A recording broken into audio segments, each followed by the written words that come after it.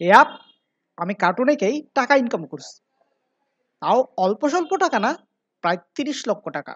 তো শোনেন আমার এই কীর্তি কাহিনী। तो चलिए शुरू करते हैं। সো বেসিক্যালি আমি গ্র্যাজুয়েশন কমপ্লিট করছিলাম 2021-এ। কিন্তু তারপর থেকে ফুল বেকার। একদিন হঠাৎ করে অন্তিক মাহমুদের ভিডিও দেখে আমার মনে সাধ জাগলো যে না, আমিও অ্যানিমেশন বানাবো, ওইখান থেকে টাকা ইনকাম করব। কার্টুন এঁকে কামাই করে সেই টাকা দিয়ে আমি মাঝে মধ্যে বিদেশ যাই, কারণ আমি মানুষের এই একটা ভ্রান্ত ধারণা ভাঙাইতে চাই যে কার্টুনিস্টদের বাংলাদেশে ভাব নেই। বেসিক্যালি আমি মূলত আলসা টাইপের মানুষ। তো আলসা মানুষটা চাই কি, যখন ইচ্ছে কাজ করবে, তারপর ইচ্ছা নইলে কাজ বন্ধ করে দিলাম।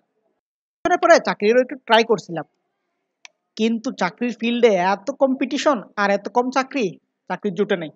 সঠিক বলেছেন। আর আমার চাকরির ব্যাপারে একটু হাই হোপ ছিল, যে কারণে যে চাকরিগুলো আমার কাছে আসছে ওইগুলো আমার ভালো লাগে নাই আর করিও নাই।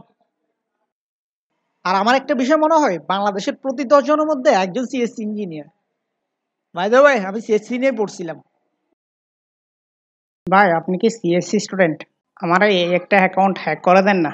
হ্যাঁ করে দিব, তবে ওইদিকে একটু ফির, কোমর ব্যান্ড কর। হুত শালা।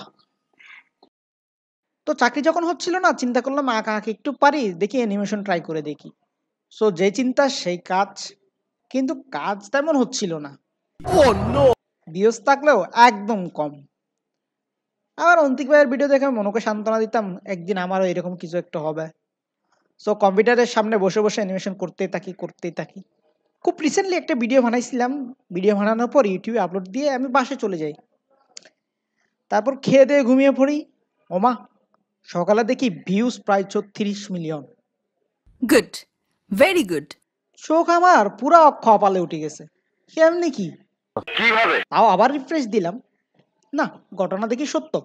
উপরে আল্লাহ নিচে জমিন, কথা সত্য। খুশিতে লাফাচ্ছিলাম পুরা। তারপর দেখি ওই ভিডিওতে পুরা $2000 কাছাকাছি ইনকাম হয়েছে। $2000। এইটা দেখে আমি জোরে ইয়েস বলে চিল্লাই উঠছি। আমি স্বপ্ন দেখছিলাম, কোনো টাকা ইনকাম হয়নি। সো প্লিজ সাবস্ক্রাইব করে দিন। 30 লক্ষ টাকা তো দূরের কথা, আমার কাছে এখন 30 টাকাও নাই।